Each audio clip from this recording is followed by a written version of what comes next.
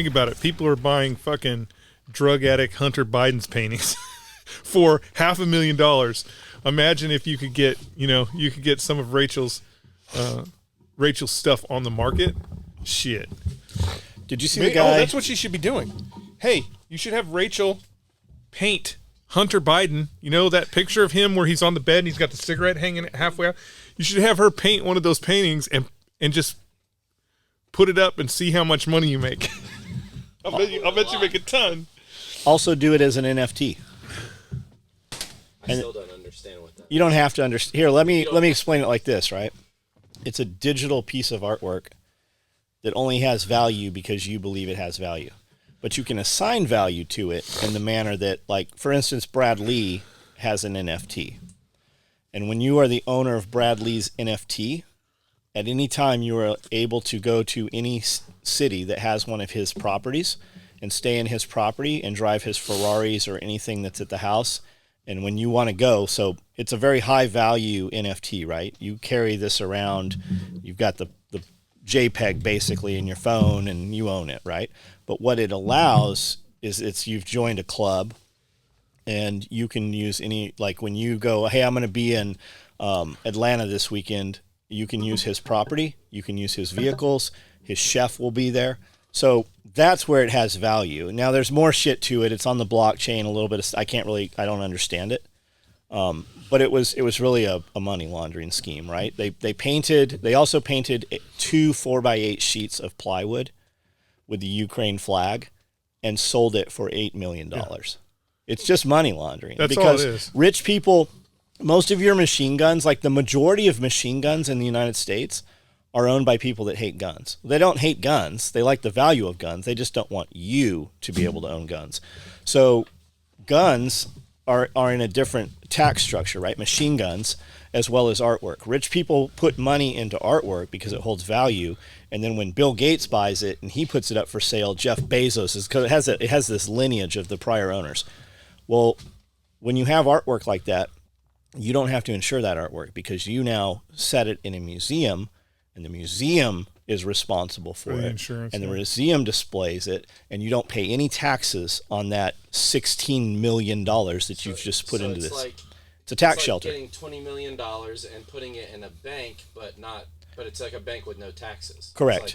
And then when they sell you get tax credits. So if you take your $16 million or whatever amount, doesn't matter, and you buy a painting, right?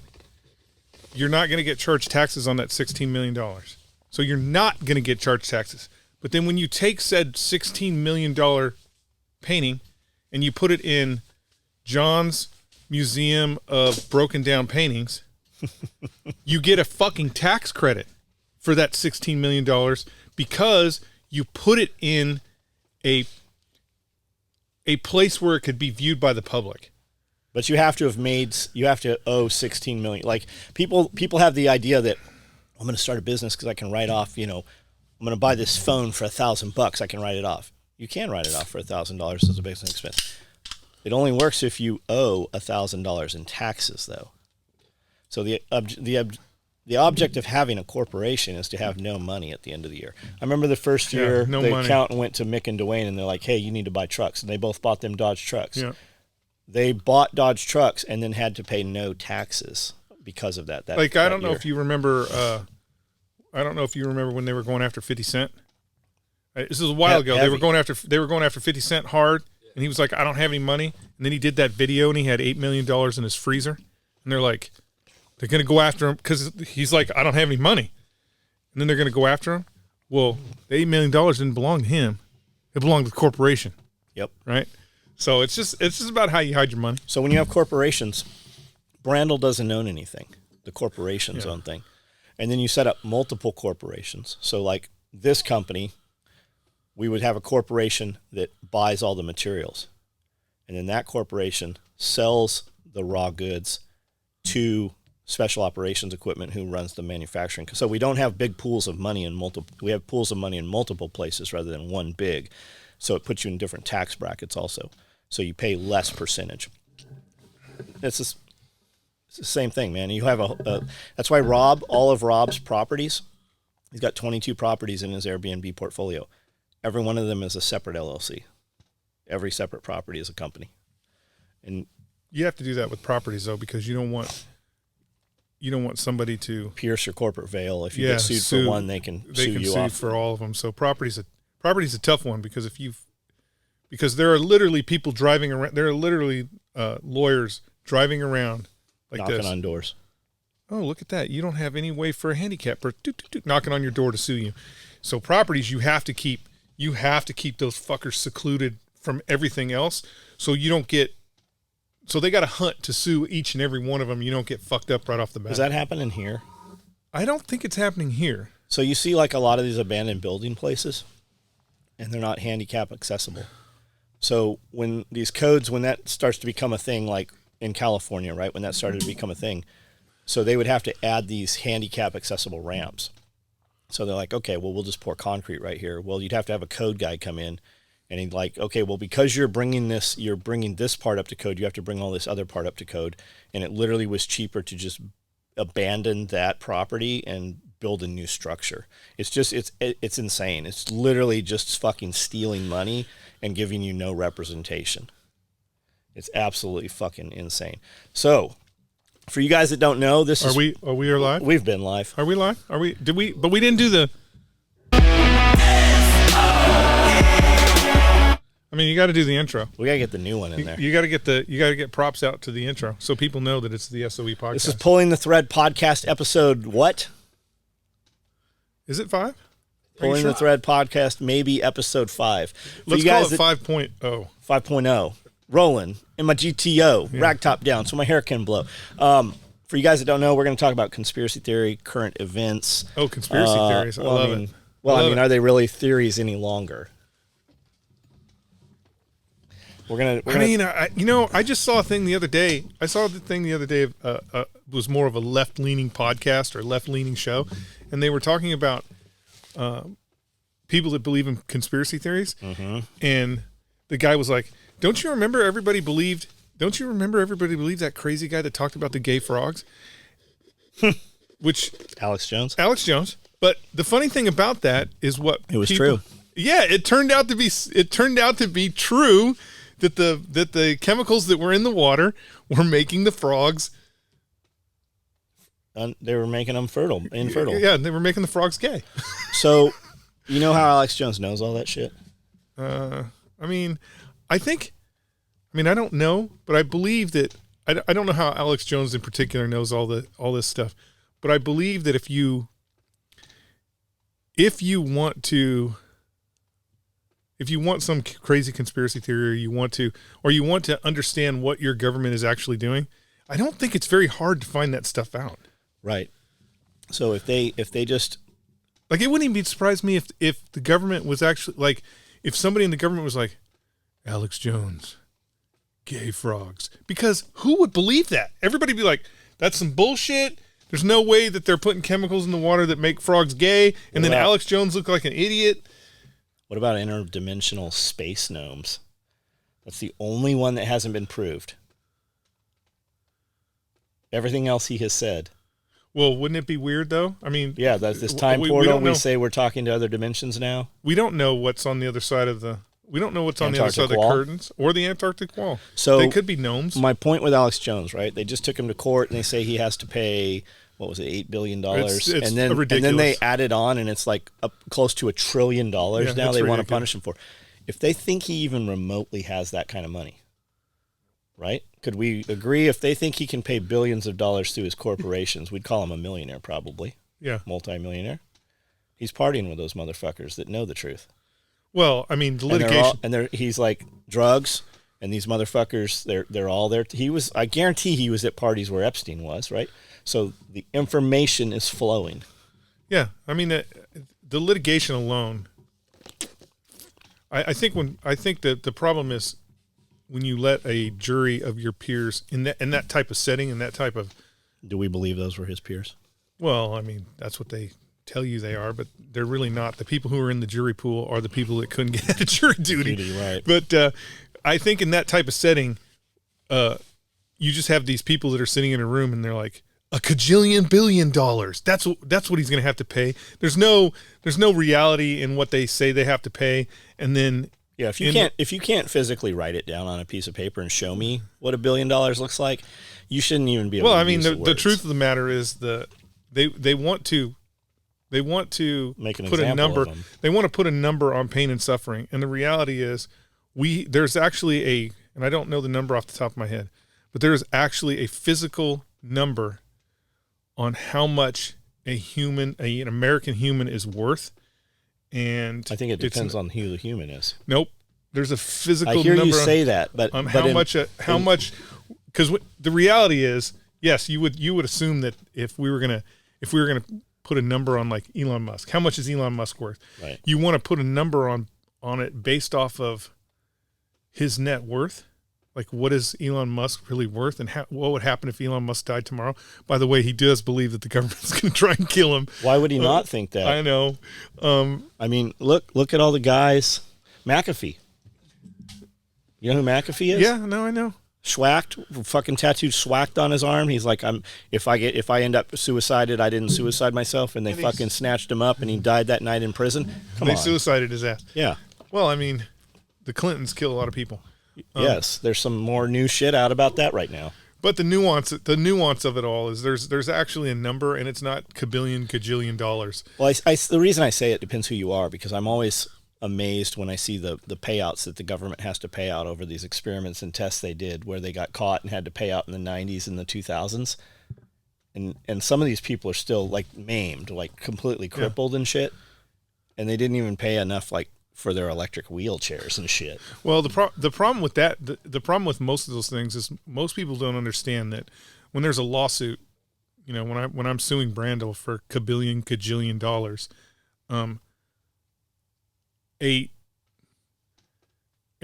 lackey lawyer is getting 55%, right? So I have to, in order to even make any money off of suing Brandel, I have to say a kajillion dollars, because the lawyers are going to walk away with 50 to 60% of that. And you have some insight into how lawyerism works. The truth of the matter is, the law is all about who can bluff you the most. You want to tell the story? Can you tell the story? I probably could tell the story. Are you talking about Red Bull? Yeah, tell the Red Bull story. Have you heard this? This is a great story. I have a friend who I probably shouldn't. Don't say his, yeah. I'm not going to say his name, but everybody will know who he is. Who is a premier lawyer, and I keep telling him he needs to come out here because he's going to make a killing. But he doesn't want to do that anymore. He doesn't want to come out here? No, he's gangbusters to come out here, but he's like, I don't know, let's open a bar. I'm like, dude. Everybody opens a bar. You can make so much money. You guys should have went to Thailand. You guys can make so much money. I can't own guns in Thailand. If I could own guns, is that true? Yeah. Wasn't Rambo in Thailand when he got guns? Yeah, but he bought them on the black market. Yeah. Like everything's legal for a fee. Of course, as long as you're in their good favor. Yeah, it's always a fine. They completely fuck you when you're not. It's always a fine if you can pay the fine. If there is a crime that you commit that all you have to do is pay a fine, it means it's not illegal. It's legal for a fee. You have to pay the fee. Anyway, so he's a young up and coming attorney, and he has the Red Bull account. And Red Bull, Red Bull is exactly how you would think Red Bull is as a corporation. They're a bunch of kids running around doing whatever the fuck they want because they have crazy money. And so whenever they're going to do something, they don't ever just like ask permission, or they just do it. They're like, never get it done. Hey, we're going to do this crazy stunt. And they didn't have Pierre on the staff. The what if guy. And so they decide they're going to do this crazy snowmobile jump. I think it went off in Las Vegas where they're going to jump, kind of like Evel Knievel snowmobile jump, whatever. And so they have this piece of property in California, empty piece of property, nothing on it, out in San Bernardino, I think, where they're going to practice the crazy snowmobile jump. So they build these huge ass ramps and do their practicing and do all that shit, and then just leave it. Like, okay, we're going to do the jump. Well, lo and behold, California has some pretty good storms, and because of the way they cut the land, they totally changed where the water was going, and it totally wipes out the next door neighbor's property. Just wipes it out. So there's the next door neighbor suing Red Bull for $20 million, I think. Anyways, a lot of money. Suing Red Bull for a lot of money. And John's got to handle the account. So. Not me. Yeah, not. Different John. Different. You already said it. It's out of the bag. Fuck, They don't got the last name. It's out of the bag. They don't got the last name. Shit. Sorry, buddy. But it's a great story. It's just a great story on how the law works. And so they got Red Bull dead to rights because Red Bull has done nothing. They've done no environmental study. They've done nothing. They didn't ask the city. They got him. Really, they could get $20 million. And so John has to do I believe they call it an arbitration, where they have to go in and the lawyers talk to each other and the client and everything, and they're like, they really just sent him in there to pay the 20. Yeah, million. like it was ready. They're like, handle this, just handle this, and this is how much money you have. And I think Red Bull was like, I think they were like, we'll pay 15 million or some shit like that. It wasn't the full 20, but they're like, we'll handle it. And so John goes in there and he's talking to the attorneys, and they're like, fuck you, we got you, and you're going to pay all this money. And John's like, yeah, they screwed up. We're ready to settle. Let's talk numbers. And they're like, we want $20 million. He's like, man, there's no way my client's going to sign off on that. I mean, we don't want to go to court over this, do we? You know, it's going to be expensive. Everybody's going to, and so they're like, I think they came down to like 10. He stood up. Yeah, but they came down to like $10 million, and he's like, let me go. You know what? Let me call my client. I'll call the client. We'll see what we can do. We'll work this out. And it's been a long time since he told me this story, but he's like, we'll work this out. And I'm like, I'm enthralled because I love hearing his law stories because I don't know. I just like to see how the world works. And I'm enthralled. I'm like, did you call Red Bull? Did you get him on the phone? Did you have to haggle? He's like, no, I just went out in the hall, had a Coke. Just went out. That's what sticks out to me, that he drank a Coke when you're clearly sponsored by Pepsi. Yeah, clearly sponsored by Pepsi. He broke all the rules, but he's like, I just went out in the hall and had a Coke. I go, you didn't call Red Bull? He's like, no. Why would I call Red Bull? I'm not going to call Red Bull. I'm here to arbitrate this down to the lowest possible denominator. And so he comes back in and he's like, I want to say he came back in and he's like, it's a lot of money for my clients. They don't have that kind of cash just laying around. How about $1 million? And the lawyers were like, fuck no, we could get all this money. And John knew, like, at that point, you know when you go into court that your client is going to lose. So literally again, like we talked about with Alex Jones, if he would have went to court, at the final outcome, they could have been like, hey, you owe him $50 million or whatever crazy, they could just make up a number. But the client was like, we'll do it. We'll take the $1 million. So they took because that was the property owner, right? Yeah, the property. The property owner's like, we'll do it. Fuck it. We'll take the money. Let's just take the money and get out of there. And that's that. He got like 30% out of that shit. Yeah, but that's that. I think that's the mentality of, us poor people. Is there's a number in your head where you're like, man, if they give me $10 million, I'll be rich. Right. Where the person when we're talking about the $10 million, they're like, I'm going to write that off next year and make $30 million off that $10 million that I gave you. We're going to tell the story and use it as advertising. Your dollars don't mean, that $10 million really doesn't mean shit to me. And that's, I would equate that with Red Bull. Like they literally were ready to write a check for 20 million. They're like, okay, $20 million. Hey, what do you got in your pocket? Let me get what you got in your pocket. We'll just pool our cash right now. And you know what I'm saying? Red Bull. Yeah. They killed a guy recently in an airplane stunt, and I don't even think they got sued. And every part of it was illegal. Like the FAA took one of the pilot's license and shit, but I don't even think they got sued. Is your boy tied in with Red Bull? Well, Never mind. The vehicle race guy. Yeah. Or no. No? He's not. No. I would think all those guys are contracted anyways. Like it's like, hey, The drivers. we want you to do talent. a fucking stunt, and then Yeah. Also, it costs them less to go to court and pay $20 million Yes, than it does to 100%. clean up what they did. It would Yes, have cost 100%. them less to just kill the guy. Well, That would cost less. I mean, than Red $20 Bull. million. If you have a department I don't know about, let me know. I'll submit my resume. I mean, Hillary Clinton's hiring, I heard. I mean, if she is, look. I just saw a thing the other day. It's a TikTok, but it's somebody responding to it's a military guy, right? He's like, it says, why are you in the industrial complex killing for the elite? And he's like, I am super sorry.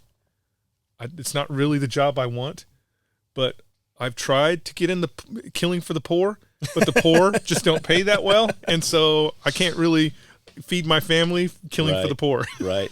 So you just got back from a trip. I got back from a trip. Where'd you go? I went to Minnesota. And you were trapped in the snow? Did Did you take your electric vehicle there? What the I fuck? didn't, What I happened? don't want to say trapped. I took the Dodge. How's that running? Okay. Every warning light that possibly could be on is on in the Dodge, but it does not seem. But they never seem to do anything. It does not seem to affect the overall performance of. Same. Actually, I will say this: when my engine light came on, it seemed that I got like 4 more miles to the gallon. So I don't know what the engine light thing did, but it is giving me better gas mileage. So that one I got from Eli, it always smells like French fries. Yes, mine. Yours does too. And then whenever a light comes on, the fix for the light is just put more oil in the engine. If you put oil in the engine, the light goes off. I was gonna go. I go with that fix. I understand your Dodge and my Dodge are similar. My fucking truck always smells 100% burning oil or burning transmission fluid. Always. You start it up for 3 minutes. Don't go anywhere. It smells like it's burning that stuff. You check.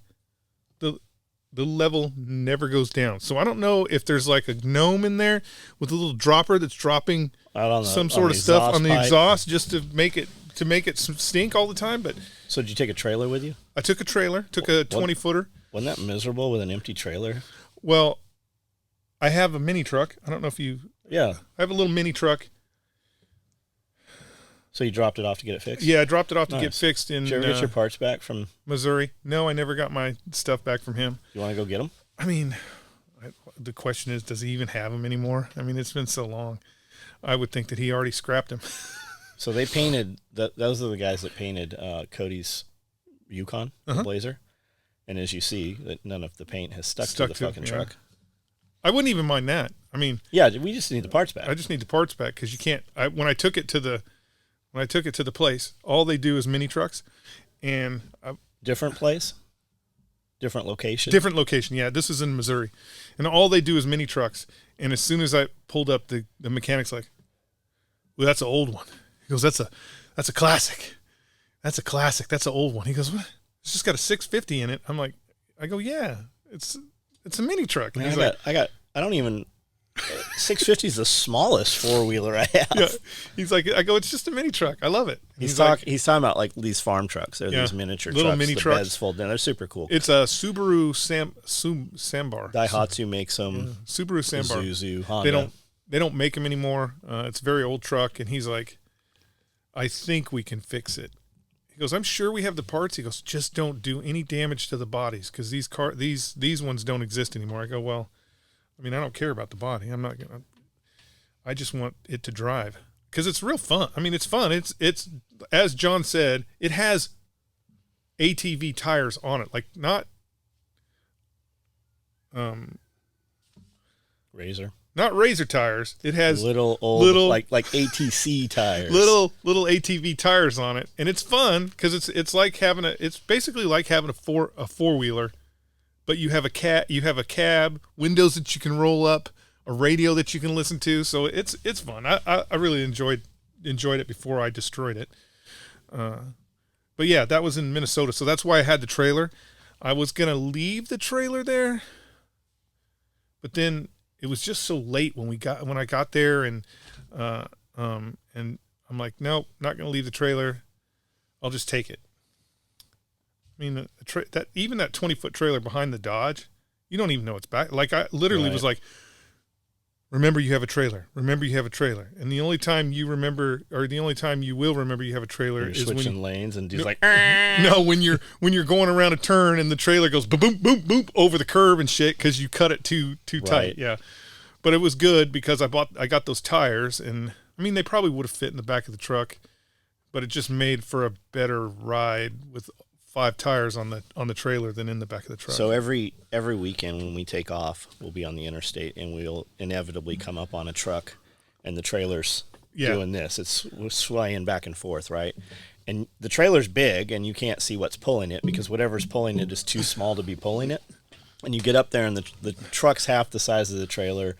He doesn't have any fucking torsion bars. There's no weight distribution hitch. Yeah. And he's trying to do 65 down the interstate when really he should be doing 45. And he doesn't have it leveled, and it's a mess. He has no steering because the front end of the truck's so light. It's crazy because the influx of all these people that bought trailers that don't know shit about trailers, and somebody fucking sold it to them. And you see it all the time. So what'd you go to pick up? So I went to St. Cloud, Minnesota, a place called SWAT Mod. They are on the internet. They basically do modifications to police MRAPs and whatever. They had a Grizzly. They had a the Black Hawk Grizzly up there that they were doing some modifications to, and so he buys military vehicles and military stuff, and so he just had a bunch of that stuff. And any Oshkoshes? No, well, yeah, he had the big one. He had he had an LMTV, and he had a 7-ton. He had an Oshkosh 7-ton. So he had quite a bit of stuff. And it was just interesting to see, somebody else that is a nerd collector like me, because like I wanted to nerd out while I was there, but it was 12 degrees when I got to his place. It was 12 degrees. So I'm like, yeah, let's not. I mean, he even had a haunted house on the property. Like there was a house in the back where he stored all this, where he like had his our old haunted house, or like an actual open to the public on Halloween? No, like a house that we would like to go in and check out. He had one of those on the property, and I'm like, oh man, I'd really like to go in there, but I don't want to be like, hey, let me check out your haunted house that you have here on the property. But it was a good I was pleasantly surprised because big compound, lots of vehicles. He didn't have a ton of vehicles at the time. But big, definitely a decent, he had I think there was like 10, semi-truck trailers just full of, the gear that goes, tires and all that and stuff. So that was the big reason I wanted to go see the tires. Because my tires, again, on the C truck are 1988. You do the math; they're very old. They were probably by C truck. You mean the Unimog? Unimog, the tractor truck. They were probably made in '85, I'm guessing. So the tires are pretty old. They got some cracks in them, and because of the weight of the truck, that when a tire goes on that particular vehicle, you immediately go to the ground on it. So I really wanted to get some new tires for it. These are 44s. The truck takes 41s. I don't know how well that's going to... These are LMTV. So yeah, these are LMTV tires. So does the Unimog carry a spare wheel? It does. But not in the same manner as the LMTV, right? It doesn't have the boom that... No, it doesn't have any. This is 1988. This was before these vehicles came out in 1988 before the military was like 2-soldier carry. This was, hey... If you get a flat tire, you better figure out because it carries the tire underneath by the battery boxes. No, it's behind the cab up top, just like an LMTV. Okay. Does it have the box up top, like the kerosene multi-fuel heater on top of the cab? No, it does not. The top of the cab on this has a again, it's a 88 military when everybody was worried about rollovers. So there's what they call a rollover kit that's on top of these vehicles. So it's like over the cab, there's like a hood, and some special bars on the side. So if it does roll over, you don't immediately get killed. So does it have a heater? It does have a heater. Yeah, it does have a heater. Right on. It has a heater, no air conditioning, but there are plugs for fans. So you could put a fan in there. But it does not have, so this being a tractor, it wouldn't have gun mounts. Doesn't have Yeah, a no ring gun. mount. There's no gun mounts or anything like that. This is,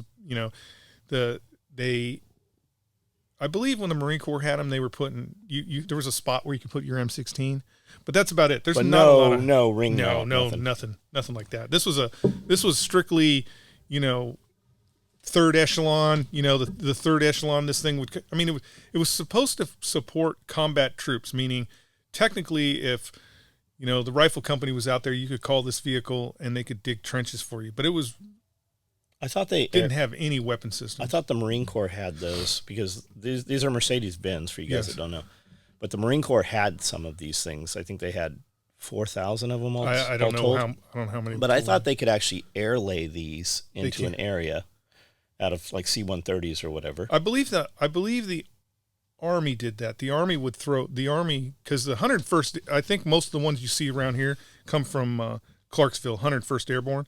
The ones that you see out in California, out the Dermos in California, will be from the Marine Corps. But I don't think the Marine Corps ever airdropped these things.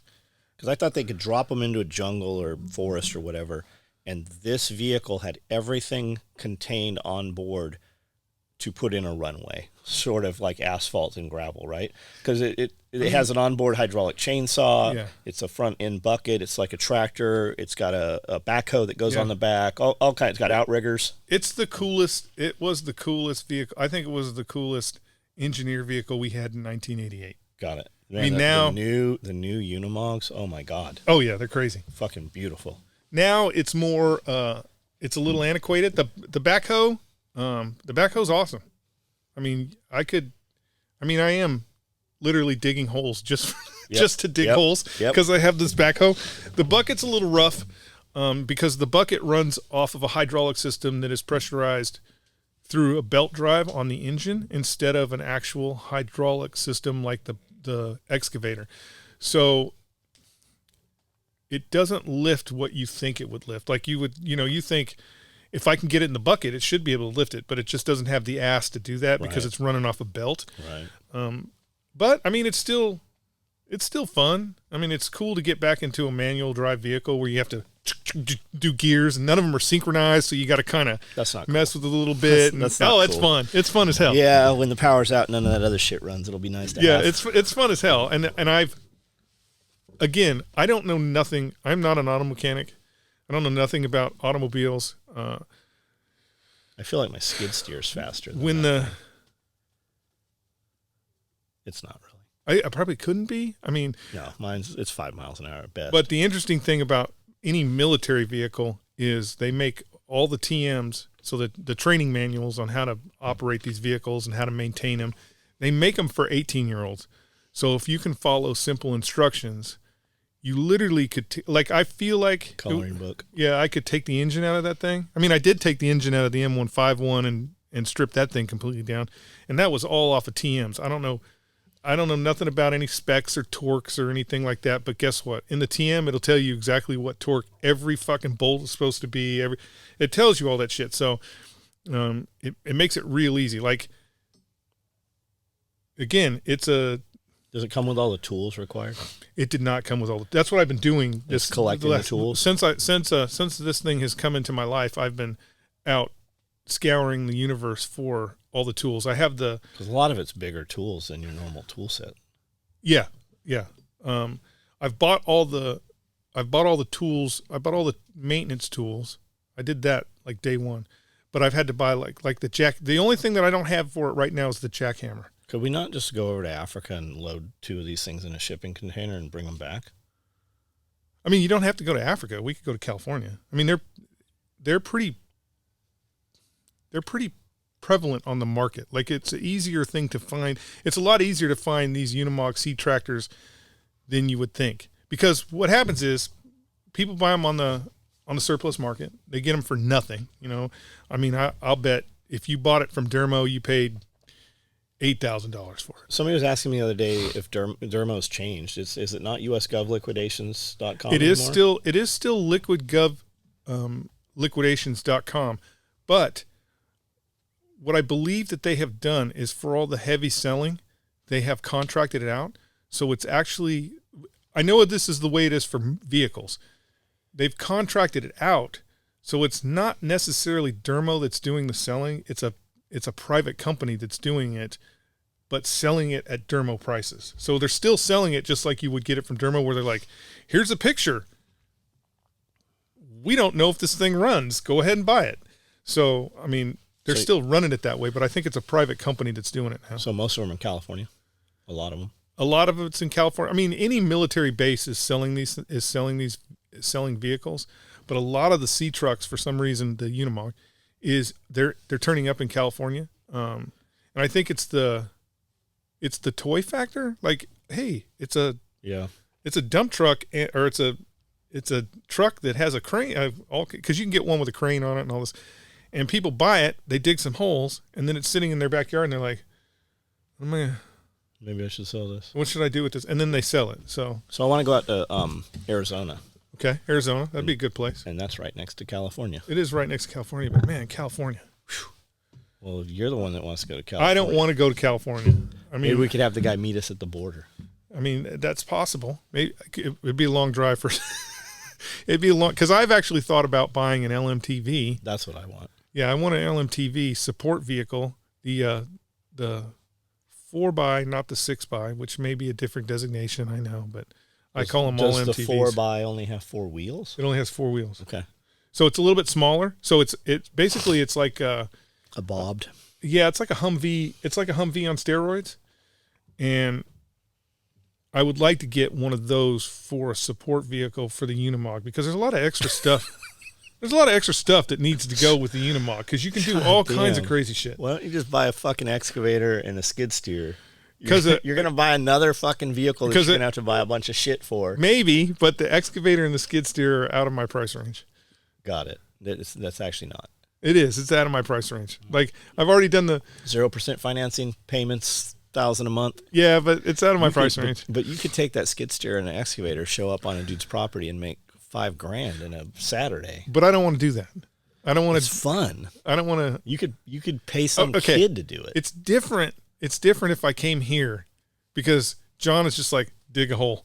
Oh, okay, we can dig holes, and you dig holes. But when you're doing it for real, people are like, oh my God, you ran over my flower bush, and I'm not going to pay you because you did. So I don't want to do it for real. So we know where the gas lines are because we've cut them several times. Yeah, several times. And it used to be you'd call the gas company and be like, hey, can you come out here and mark these things? And in 30 minutes, the dude would be here. And if we still can do that, but we have to call the dude. If you call the gas company here now, they're like, oh, you got to call 887 or whatever, right? So you call them, and they're not in Camden. They ask you a bunch of fucking questions that have nothing to do with anything. And they're like, a dude will be out there in 2 weeks. So I know that it's $375 every time we cut the gas lines. Yeah. It is faster for me to just fucking dig. And if we cut the gas, I also know that if we cut the gas line, they show up in 15 minutes. So it's cheaper just to cut the fucking gas line. Cheaper and faster. And here on this piece of property, this lovely piece of property, we have actually had them come out and mark the gas lines and still cut the gas lines because they marked the wrong spot. There's a dead set of gas lines out there. Yeah, so I mean, it is like John says, it is cheaper to just. Every time we cut a water line, we put a disconnect right there. Every single while we have it exposed. If you're ever putting in water lines or anything, get some copper wire, some dead copper wire, whatever, and bury it. That way you can just find it with a metal detector. And also, anytime you have an open trench someplace, you might as well put burial cable in there with it and Cat 7 and run. When you're running Cat 7, you might as well put a separate pair of Cat 7 down because you have the trench open. And that way, because when you open a trench like that and you cover it up, you're going to see the scar for years from the air. So just put all that shit in there right when you have it open, and it'll just be done. Yeah. So it should have been a tunnel here. Should have been. Like it's just a tunnel with that stuff on the side of the wall, so you could check it all the time. I'm with you. As much dirt has been moved on this property. So have you been following any of the North Carolina power outage stuff? I haven't. I get glimpses of it and stuff on TV, and then the stuff you sent me. I'm not. Beans that they first of all, when I saw it and it only said North Carolina, I'm like, I'm not worried about it unless it happens in other states. It has happened in California. When? A couple years ago. Correct. A couple years ago. Now that was took out the entire fucking western seaboard. Transformers. Okay, so there was a sniper out in California that was shooting. Oh, I didn't even know that. They called him the sniper. I don't know if it was a real sniper. Could have been. He could have been shooting a damn 9mm. Who knows? But someone was shooting transformers in California. Now, the reason why we didn't hear about it is because you can route power around down transformers, especially when you're talking about California, because they have a transformer on every single corner because they're pushing so much power. So it didn't really become that big of a deal. Now, this one here in North Carolina, he attacked the substations. So it doesn't matter if you have 1,000 transformers. If the substation's out, you're not getting any power. I think my conspiracy theory mind, you specifically do something like that because you overtly want to do something else. That's like what. Yep. What other? Rob a bank. What crime happened? Yeah, rob a bank. Whatever. You want to do something else, but none of that stuff happened. Now, did it? Well, I think we would have heard about it. I think if something like that big, if the power would have went out and somebody would have robbed a bank, they'd have been like, "Oh shit, that's why." Because they're always trying to connect dots. My opinion on this thing is what we're going to find out in the long run is it's a disgruntled employee. That the power company has a disgruntled employee because they were too specific. They were too specific about the damage that the person did. That. Let me give you some information you might not have. All right. It's been said now that it happened at 3 separate substations. Gotcha. What I've not seen in print or anywhere is how far dispersed those substations were. And they said at multiple locations, the gates were run through with the vehicles. And the way, and maybe this is just how I took it, but the way I thought they put it out there is that it was multiple individuals hit these areas simultaneously. Now, this is the area where Pat Mack lives. Yes, it's a very heavy, special soft guy. Yes, soft community lives there. There's a lot of tons of special operations guys live there, close to the base. Now, the FBI has come out, and CNN and everybody has come out and said that this is actually they knocked the power out in protest to an underage drag queen show. And they have now, CNN came out and said that it is a radical white Christian group. 100%. Every single thing that's happened in the last 5 years, they blame on the right, and then lo and behold, it's somebody on the left that's doing it to garner attention. It wouldn't surprise me one bit if when they're all done with this, there's a small, teeny little news article in the paper that says, drag queens caught attacking substations in order to create hubbub over their not being able to have drag queen shows. So this lady posts on Facebook. She's like, I know who took out the power. So the sheriffs knock on her door, and lo and behold, they've had multiple confrontations with this person, and she's like, God did it. I'm sure, unfortunately, that the law enforcement gets a lot of that. Yeah, I'm sure, because she was out there protesting at the train station across the way, and it was supposed to be all ages drag show, and then they changed it to 18. They have memory hold the shooter at the Walmart in Chesapeake Bay. The MAGA supporter, it turned out to be a gay black man, liberal. They've memory hold the shooter in the Colorado Gay Club yes, thing. Who was actually you would call him a leftist because he was a non-binary unicorn. Non-binary unicorn. So exactly the type of person that you would find in a all-gay club. Do you know when they put those unicorn tails on? Do you know how they do that? I don't know. How do they put it's a butt plug, isn't it? It's a butt plug. Yeah. It's a butt plug. So I've been looking we'll come back to this, but I've been looking at these pieces of amethyst, right? I want these. Do you ever remember going I don't know why, but as a kid I always remember seeing them in furniture stores. expensive furniture stores, they always had these big spires of amethyst, right? And they're like $1,000. You're like, wow, that's really expensive. Well, they're like, fuck, $25,000 now for these pieces of amethyst. So I'm thinking, where would you get amethyst? So I start looking, and there's a huge geological show that happens in Tucson. Well, Quartzite, Arizona, I remember going through Quartzite because of James, Rex Road, always talked about Quartzite. You could, and it's miles and miles and miles of flea market, and they're just permanent. It's like barter town out there. Well, that's where all the gems and minerals coming through, which is weird because it all comes from Brazil. But they have dinosaurs and shit you can get at these gem and shows. So they have like fossils and all kinds of cool shit.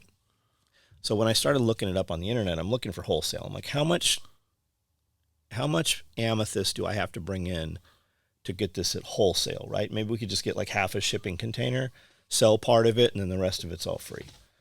Well, when you're searching amethyst, there are a lot of fucking amethyst butt plugs, like coming off Amazon and Alibaba. There are a lot of fucking things to stick in your asshole on Amazon and Alibaba. And they're different. And these chakras, I don't know what chakras are or energy, but they're supposed to have different things. Like I hear people I can't wear anything made of cobalt. I get sick every time I wear it, right? You just hear these different things. So everybody's allergic to something. So that's what made me think of that. But back to the power outage thing. I just find it amazing that the FBI can come in and within 10 hours, when what looks like a Tomahawk missile hit fucking the building downtown in Nashville, the AT&T building. Gotcha. It literally looks like a rocket hit that motherfucker, and within 10 hours they've got the case solved. But we can't find. They're saying it's some radical Christian group, and we can't have a fucking perp walk. They will have a perp walk, and it's going to be not that a non-binary transgender. So not out on the news yet is or a disgruntled. I'm still going with disgruntled employee. I'm still going with because of the gates. I never thought because of the that gates angle. crashed and the surgicalness of it. Now again, you can point to the fact that special forces are there, and I am sure that they've done hundreds of classes on how to attack infrastructure and all that. You think? And maybe Larry Vickers and a couple of guys got drunk and they were like, "Hey, I bet we can turn the power off," and they turned the power off. That's or always, maybe that's what it actually is. Let's turn Pat Mac's power off. Let's turn Pat Mac. So he's got to do his push-ups in the dark. And Pat's like basic dude stuff. I got my generator. My generator's running. So the biggest problem that this has caused, well, I don't know about the biggest problem. I'm sure it's caused problems for some people, but your sewage stops pumping when the power goes out. Oh, that's a problem. And it goes downhill, right? Gravity. And when those pumps don't pump, so a lot of raw sewage came out on the roadways. Yeah, that's and vehicles, where there's no traffic lights, vehicles are actually like ice sliding in and hitting each other. So the bigger question, though, is they didn't declare martial law, but they did instate a 9 o'clock curfew, which is very weird.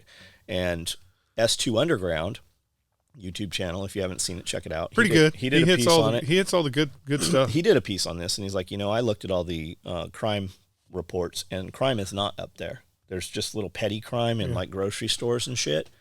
So why have we implemented a 9 o'clock curfew? And there is a lot of outcrying against it, apparently. I think the thing I heard about why they did the 9 o'clock curfew, which doesn't make sense from a perspective of when the sun goes down, is that they were saying that because there are no traffic lights in town that are working, that we don't have any traffic lights in this town, period. Yeah, that we need to keep them. But I you never know. It also could have been, they may have thought the same thing. Hey, somebody deliberately knocked the power out. We're going to have a fucking heist, right? Something's about to go down bigger than what we think is about to go down. So we're going to instill a 9 o'clock curfew. But again, still in effect. 5:30.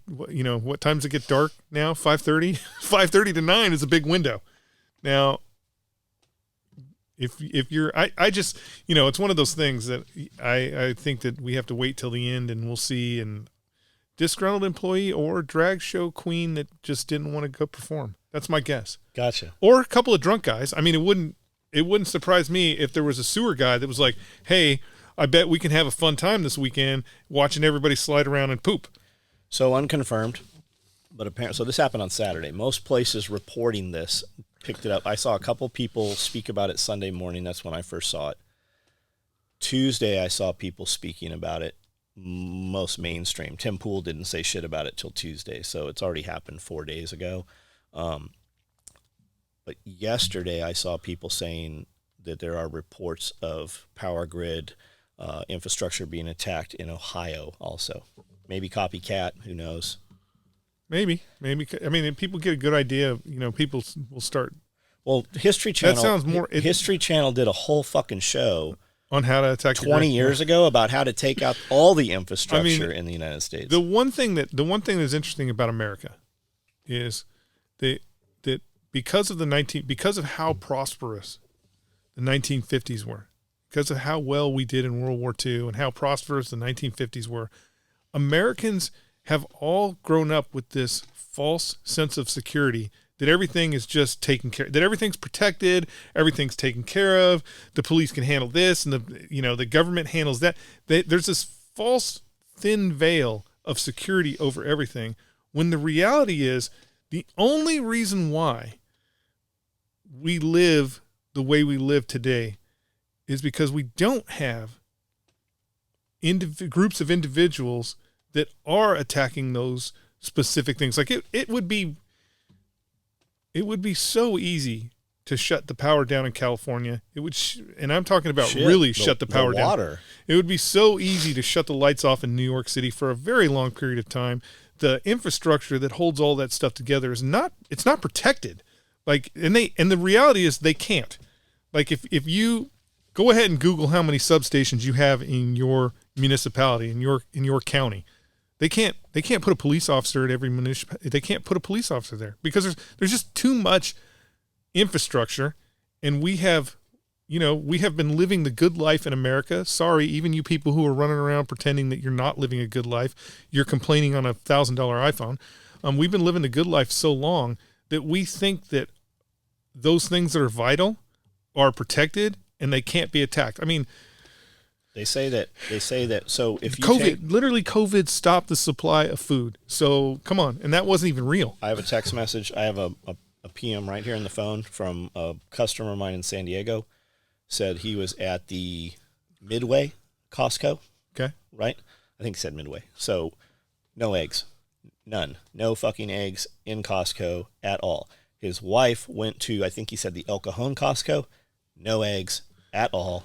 And there's a limit. There's a limit of 2 something. There's a limit on a ton of shit in San Diego. And you probably haven't noticed this.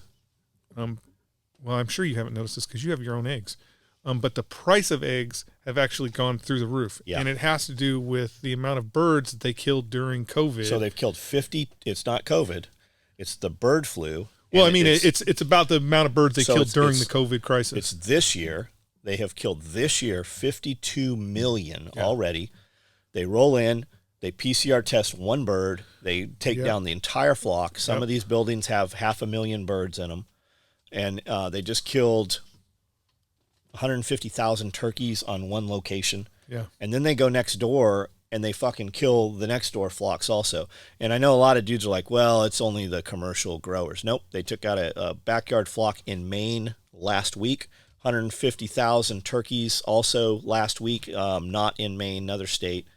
It's this fucking PCR test, though. The PCR test is there to identify things that don't even exist. So the media reports it as though you always hear all these birds died. We had to put this flock down because they had bird flu. No, human beings killed those birds. Those birds didn't fucking die. The bird flu's been around forever, and if we go around eliminating those entire flocks, they're never going to build up that tolerance or that immunity to those.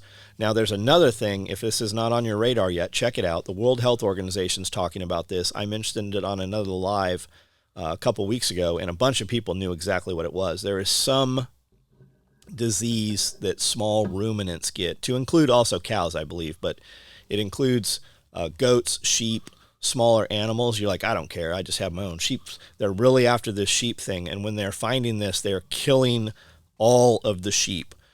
Because they say it stays in the ground for 20 years, kind of like parvo does or anthrax kind of stuff.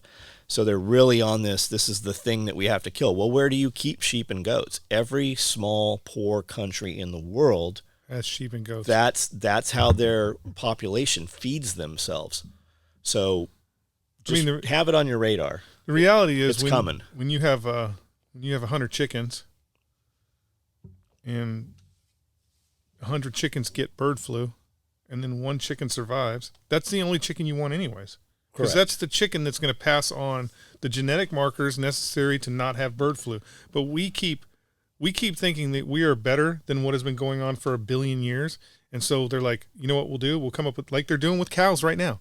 Cows are getting vaccinated for fucking what did Jacob COVID, say? Which makes no sense because cows don't get COVID. But it's all about how much money we can spend and being reliant on a system. Like right now, you are reliant on for the most part, most people are reliant on your immune system in order to be alive at all on this planet. Like you've already fought off all kinds of shit. And you can strengthen that. And yeah, you can strengthen that. But you can't do it. You cannot strengthen it if the government is coming in and sticking something in your arm. You're actually weakening your immune system.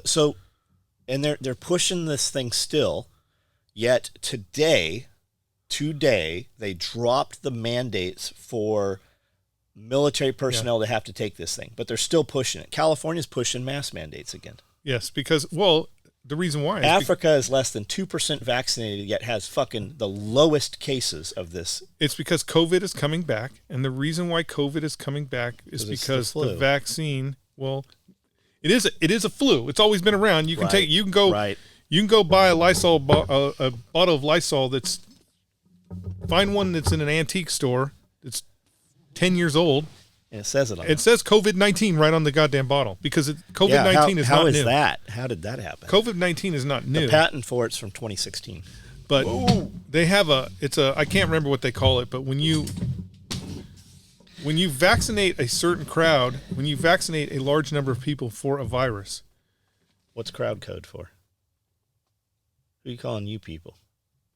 Those people in the crowd. Got it. You know, people like Randall who got like 9 vaccines and stuff like that. Got it. But he drinks chocolate milk, so I think that kind of... No, he doesn't drink real chocolate milk. He drinks Yoo-Hoo. There's no Yoo-Hoo. That's not chocolate milk. That's you chocolate can't. Water. You can't say Yoo-Hoo and chocolate milk in the same sentence. Chocolate drink. Have you seen the egg protein? It literally is just. I had some this morning. It's literally freeze-dried eggs. They have a chocolate one, so I'm like, I want it extra chocolatey. So I put a little bit of. I'm like, I'm going to test this out and see what the consistency is, right? So I don't fill the shaker cup right with water. I put about 3 inches of water. I put 2, and they're pretty good scoops. 2 scoops of this cocoa egg whites. There's barely. It's like some cocoa water. It's literally just like it doesn't taste bad. It's just like eating. I don't know how many eggs it's equivalent to, but I'm not farting right now. I mean, it's pretty clean. That's good. All right. That is good. This is a small space. So do you have chickens? No chickens yet. You want some? I mean, I'm not ready for chickens. I'll come over and set them up. No, I'm not. I'm not ready for chickens. You want eggs? I mean, I'll take eggs. Yeah, Do you use them? Yeah, we eat eggs every day. How do you eat your eggs? I like mine over easy. Over easy. Yeah, over easy.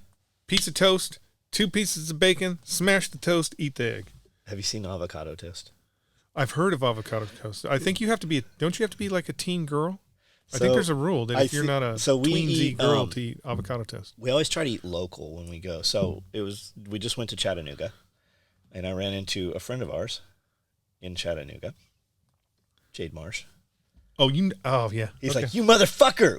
And I heard that as I walk into the restaurant. He's like, you're in town and didn't tell me you're in town. So we go to this place called, I don't remember what it's called, Aretha Frankenstein's. It's supposed to be, they have like a 2-pound pancake. I'm like, I got to see what this looks like.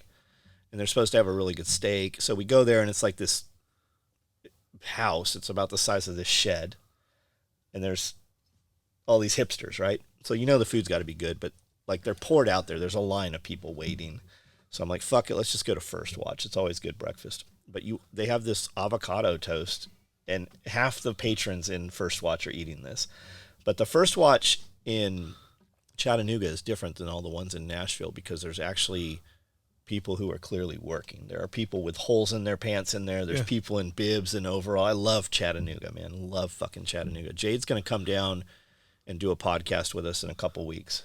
If you want to do that. Otherwise, I'll just we'll do a stand-alone. Maybe we'll do 2 of them with them. And I figure we would just talk like inside knife industry stuff. I wouldn't even think of Jade. Like, I know Jade has told me several times that he's moved to Chattanooga, but all I picture is Jade in some jeans, cuffed, with some Danner logging boots on, with his feet up on a stump with a chainsaw over his shoulder in Oregon. That's all I picture is Jade in Oregon. He still looks like, because I don't picture him anywhere else in the country. Because Chattanooga kind of is like that, but with freedom, sane people. Yeah, freedom. Yeah, had a fucking great time. Like, I want to move to Chattanooga. I feel like there's even a better labor pool in Chattanooga. Well, there has to be. It's a real city. I love it. Like, you don't live in Jade a real was city. coming from a CrossFit gym. Like, there's fucking 15 climbing gyms. Yeah, you don't live in a real city here in Camden, Tennessee. It's beautiful. What were we talking about before I completely fucking besides avocado toast? I don't remember. We sidetracked chickens. Do you want chickens? I mean, eventually I'm going to get chickens, but I don't want chickens right now. I have so many chicken eggs. Like, chicken eggs are expensive. I know, I'm aware of the price of chicken eggs. Well, why don't you have an egg stand? I need to. Yeah, why don't you have an egg stand out here? I need to. I tell everybody to do that. I mean, if you did an egg stand out here and you charged, I don't know, 25 cents an egg, I bet you'd have a fucking line. Because there's a lot of people that have moved here with money, right? Yeah. And we'll have a little stamp on the egg with a little combat cock, and we'll have don't nice make it expensive, packaging. man. Just sell the eggs. So, anytime I'm on the local Facebook group, people are like, "Do you have eggs?" And people are like, "Yes, $8 a dozen." They're like, "What? $8 a dozen?" She's like, "I sell them all at $8 a dozen." And then there's somebody that's $3. I can't even grow fucking eggs for $3 a dozen, right?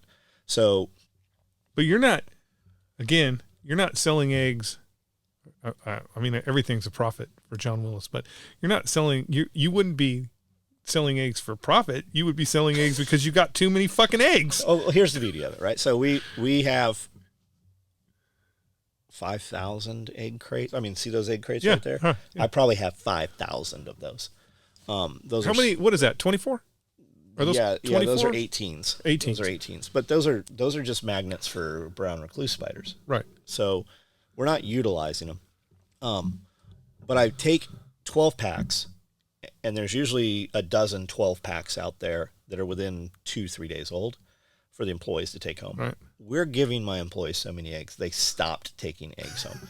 So any egg that's even remotely... Have you thought about a collaboration with your next door neighbor? I do. So... Because he might buy those eggs.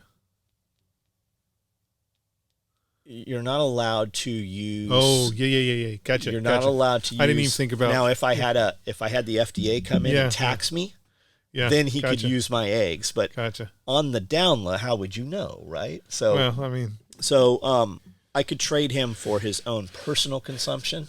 Right. Gotcha, yeah. But I take eggs when I gather them up. I've got a basket that holds 48 eggs. Is that true if you had an egg stand? No. Direct to consumer, not a problem. Falls under cottage food. Okay, but because he is selling egg McMuffins direct to customers or whatever, right. So I take them and just crack. I put like 20 eggs over each bowl of dog food, so the dogs are constantly eating eggs. And then we've always got birds. I'm about to confine my birds a little better. Like, we have the Range Rover parked up there. We just never moved it after the last event. And I'm like, what's the dog doing trying to get under? Because the Range Rover, the airbags are low on it. So the big dog's trying to get under there. And I look, and there's 120 eggs under there. I mean, half the Range Rover is a... That's going to be awesome the next time you drive it. The next time it explodes. Who's making eggs? I smell scrambled eggs. Do you smell scrambled eggs? So we're gonna confine them. I've got way too many roosters. We're about to kill off a bunch. I killed them off. Just give them to the dogs. Right. And they eat them, and they eat rabbits. Most of their diet is rabbits and chickens. Did you ever imagine that? That I would feed dogs, rabbits, and chickens? That you got into the rabbits and the chickens for your own personal consumption, and then it turns out that it's just the animals eating them?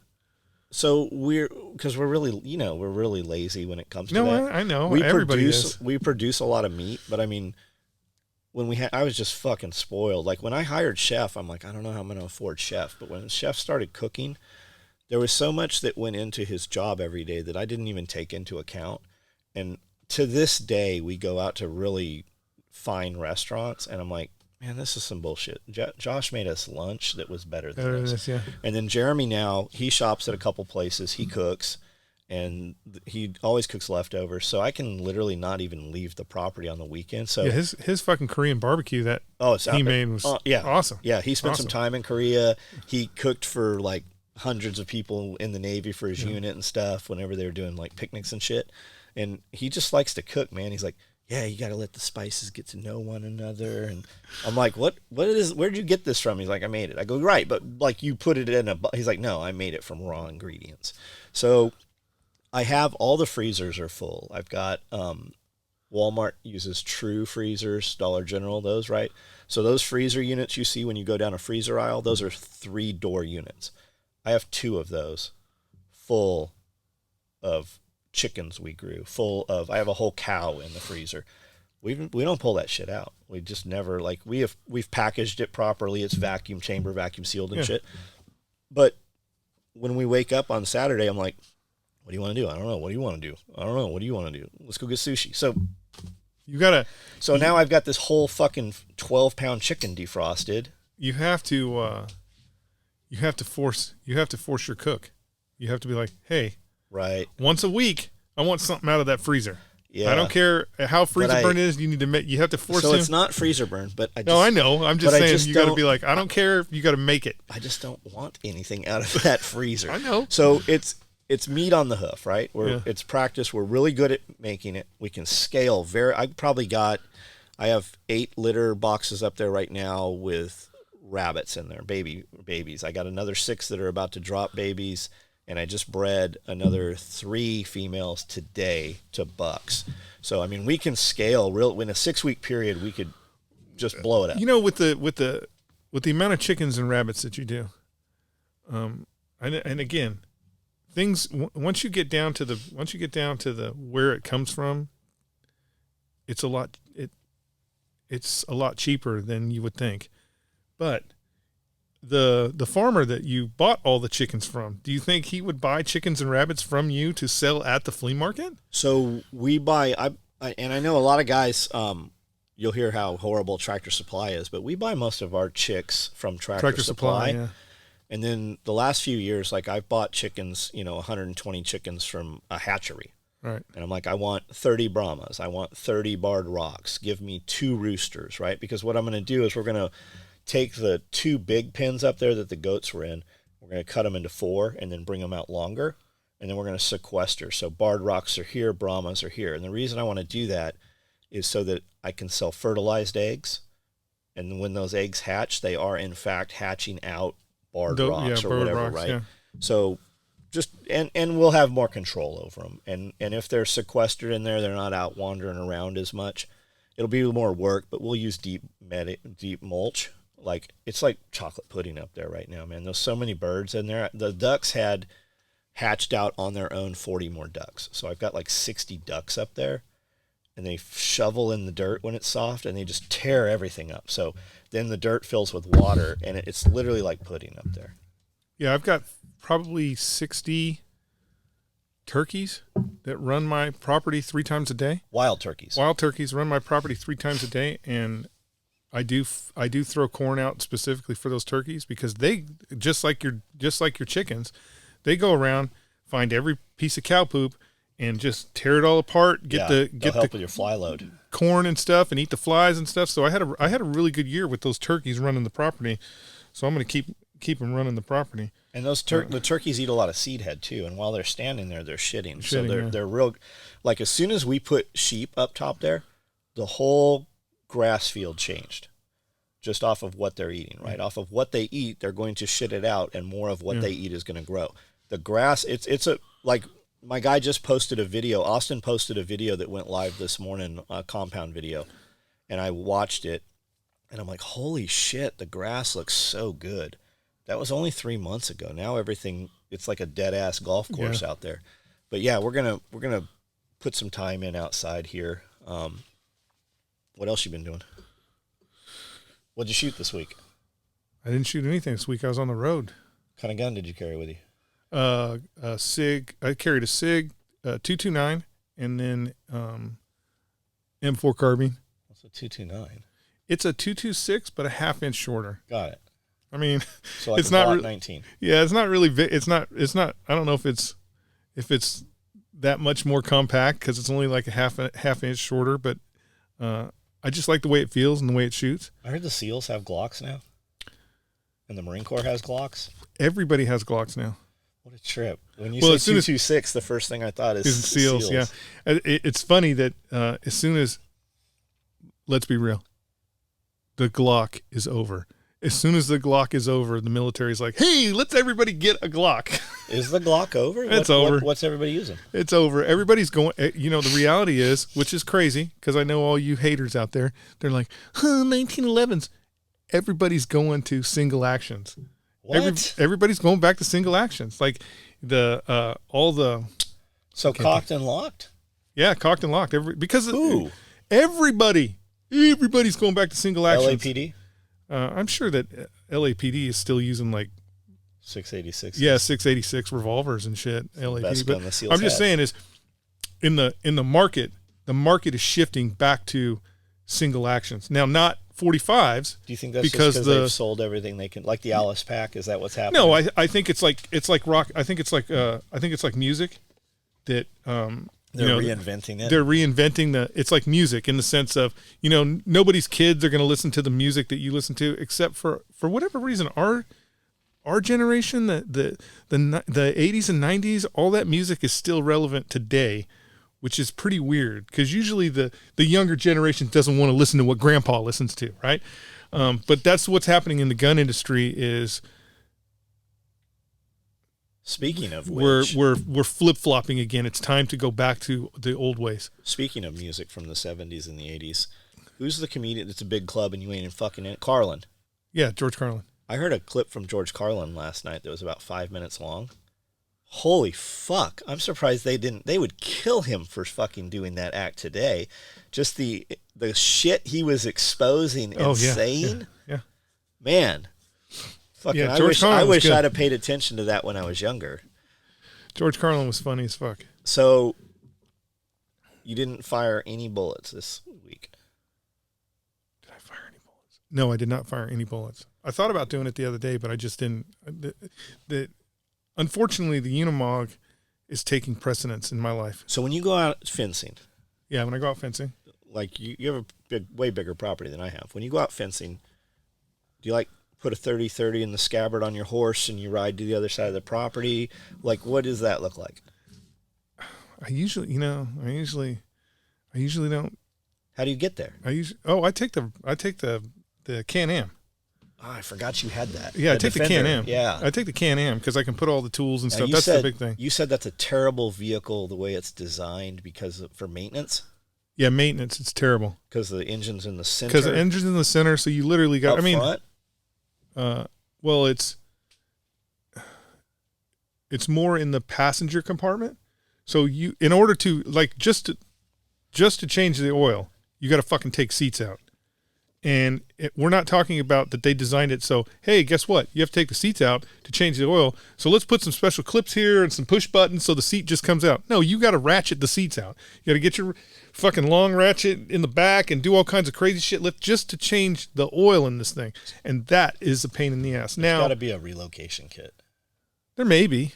I don't know. Yeah. There may be. Now, the Polaris guy in California told my mass starting out there because obviously the Marine Corps is using Polarises now to run around, which is, it's all fun and dandy until somebody runs over a landmine. Some of the real ones are on the market. But the Polaris guy out there told him Can-Ams are better. Rob's got all Can-Ams. But I feel like the Polarises are so much easier to work on. I mean, damn, Cody's changed every part on the Can-Am in your garage. I mean, a Polaris in your garage. Yeah, I have 2 separate motors for it. Yeah, so I mean, I that's the biggest headache. Not only did Cody change it, it actually worked when he put it back together. That's the biggest headache is just basic maintenance you can't do without fucking completely taking the car apart. So, but do you love it? Do I love it? Do you get in it and you're like, this fucking thing again? No, I don't ever do that. I mean, I do like it. I think, and I know you've done a bunch of shit to yours. I feel like I liked your 4-seater better. Different animals, though. I know different animals, but mine's cold and wet. like yours is enclosed. No, and it's shit. not enclosed. It's not. No, it's exactly like yours. I mean, it's got doors, but I mean, I thought you bought the utility one. no, I bought because the X3 is their crazy one. Like yeah, my razors. it's the next step above the utility one, so it's more kind of like the brute force or whatever that yeah, thing Jack bought. It's more of a station wagon like than anything. General. Yeah, kind of like that. So it does good. Have you jumped it? No, I wouldn't jump it. I wouldn't jump it. I don't. Again, it doesn't have the same. It doesn't have the same amount of stuff that like your 4-seater. Again, we could go jump it right now. I have full confidence that it would fly in the air and it would land the way it's supposed to land. Yes. Pretty close. Yeah. I don't have any confidence in the Can-Am doing that, and I feel like the Can-Am too, as far as suspension, tires, and all that. It's a little smaller than your rig. Different animal. I know it is. I know it's a completely different animal, but that X3 they put out, man. Yeah, the X3 X3 like a fucking moon buggy. The X3 is crazy. Yeah. And in the long run, I should have got the X3 for what we do with this Can-Am, but I was really looking for something utility that I could drive around the thing, and then Gina was like, oh, it's got to have 4 seats because the grandkids and all that business. Have you ever put anybody in the back seat? Yeah, I mean, she uses it quite a bit for like, I'm going to run people to the lake and all that stuff. So that's cool. Yeah, the 4-seat gets used. I like the 4-seat better, and it definitely it's more stable. Like, how many motherfuckers have you seen turn my 2-seat over? 2-seater just flips after over I when it wants to. specifically said, do not get on this motherfucker. You will turn it over. Yeah, that 2-seater just decide it just like because they get scared and they lay. Yeah. If you just stay on it, man, it'll right itself. Yeah, it'll right itself. But the cargo space, you can take that back seat out on. They have like a fuel cell that goes in there that's a work deck, so you can put tools and shit in there. They're cool. Polaris is way beyond the XP. Like, we have XP 1000s, 2-seat, 4-seat. Now they've got something called the Pro, and they've got a whole different car, completely different animal. Yeah, and I mean, I don't know. I like it. It's fun, but I don't think like the stuff that we have done in your 4-seater. I will say I don't have the confidence that it wouldn't be that the Can-Am would not get more damage than different thing. I know it's a different thing, but still, my cars are miserable for loading barbed wire in. Like, try to put shit in my back deck. You're like, why am I so beat up? Because I've been putting all these full 5-gallon pitchers in the back, but buckets and stuff. I like the Polaris makes the Ranger, yeah, fully enclosed, and they make an edition called the North Star. And the North Star, you can buy a Toyota truck for what you buy these things for. Nowadays. But it's got glass roll-up windows, glass windshield, wiper blade, heat and air that actually works. Like, if your chick's like, let's go out in the mud, she wouldn't care about being in this thing. I've actually been on Facebook Marketplace. I've actually been looking at, which is totally retro, and it'd be going back 10 years or 15 years, is the 6-wheel Gators. They're everywhere. Yeah, the 6-wheel Gators everywhere. with just the bullshit windshield, and I don't know. But those are, you're talking about the Kawasaki Gators. Yeah. Okay, I'm talking about this thing. Yeah, that with thing. the 4 or 8 wheels that Yeah. goes through water and shit, moves like 10 miles an hour. Yeah. So, yeah, the Kawasaki's are good. Polaris makes theirs utility, or a Kubota, super heavy, super slow. You would hate it if you bought it. Yeah, Jack Stuck in mud all the time. Yeah. That's why Jack bought that other one. Yeah. So what's next? Well, I'm getting 2 more cows from my neighbor. Do you brand them? I do not brand them. You should get a brand, man. What would your brand say? I wouldn't. You know what my brand would be, John. You know what my brand would be. What would that be? It would be 2 letters. That look like lightning bolts, maybe? I mean, kind of something like that. That would be my brand, but you don't want to throw that out there because people get that confused. Like, they think it means something when it doesn't really mean that. So I really couldn't. I don't want to say it on the air because, there are people out there that are like, oh my God. You know who Do you know who the modern day Nazis are? It's the Democratic Party. I mean, I would say that they're more. I would say that they're. Well, I guess the Nazis. People do say that the Nazis were fascists, but they are definitely fascists. I mean, when you look at the Democratic Party and its pillars, like the pillars that it's standing on, they're all fascist pillars. I mean, the reality is they are the bad guys. Do you get all those TikToks I send you through Facebook? I can't find you on TikTok to send you shit. I'll have to find you and send you because my TikTok thing is just like have you seen 069532. It's not real TikTok. I don't. This dude on your radar at all? It's a black dude. His name is White, Mr. White. I'll find it here in a second. He ran for Republican governor, maybe? Of what state? I don't know, but I saw Royce White on History of America and Lies of the Establishment. Royce White. I sent you some of his stuff. Listen to what this dude's saying. And that's what he's talking about. He's talking about the Nazis are still here. Why did we bring them all over, right? And they say we brought 1,600 over. Is it 1,600 or was it 16,000? What's the real truth? Why did we bring the Nazis here? Von Braun and, all this stuff, right? Well, they became politicians. They had families here, and most of your elites actually track back to a lot of that lineage. Well, I mean, if you think about elites, and right? we didn't go into Germany to rescue those people in those camps. We went to get their premier scientists and their technologies. Well, if you think about the beliefs and the ideology of the Nazi Party, right, and then you think about the United States, 1930, 1920, the elite establishment had those ideas. I mean, Planned Parenthood is verbatim a Nazi ideology. Well, Planned Parenthood. It came from us. Yes, but Margaret Sanger, Planned Parenthood, the charter for Planned Parenthood, word for word, is eugenics. Yeah. So I mean, we just rebranded it. So when you think about the Rockefellers and you think about, since who's that Star Wars senator that runs everything? Oh, Soros. Star Wars. Okay, the Death Lord. Yeah, the Death Lord. He's not a senator. I know. Well, he would be if he was in Star Wars. Got you. But the Sith Lord there, all those ideologies, they had them.